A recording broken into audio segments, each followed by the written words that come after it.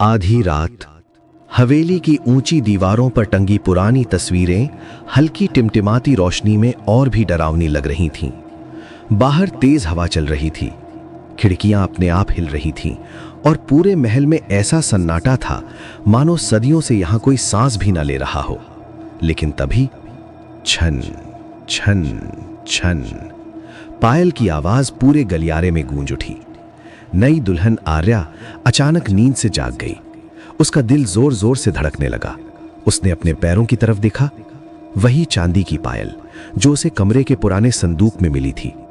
उसे याद आया कि शाम को नौकरानी ने डरते हुए कहा था, मालकिन, इस हवेली में रात के बाद पायल की आवाज सुनाई दे तो अपने कमरे से बाहर मत निकलना। लेकिन जिज्ञासा डर से बड़ी थी। आर्या धीरे धीरे दरवाजा खोलकर बाहर निकली।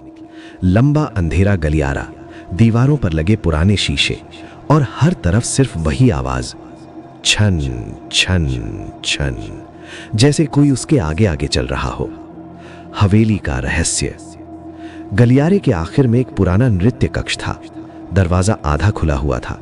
जैसे ही आर्या ने उसे धक्का दिया, कमरे के बीचों बीच एक धुंधली परछाई दिखाई दी। लाल लहंगे में एक औरत, उसके पैरों में वही पायल। वो धीरे धीरे नाच रही थी।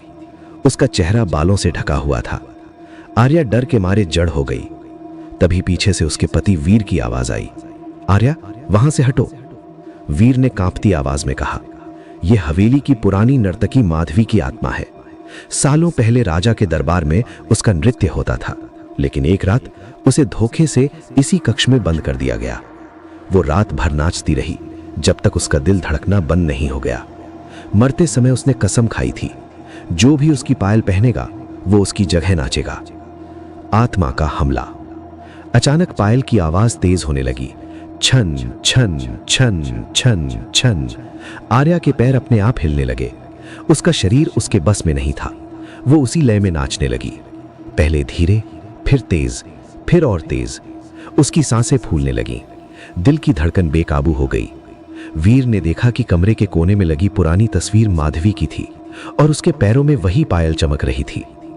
तभी उसे अपनी दादी की कही बात याद आई, अगर माधवी की लय टूट जाए तो उसकी आत्मा शांत हो जाएगी।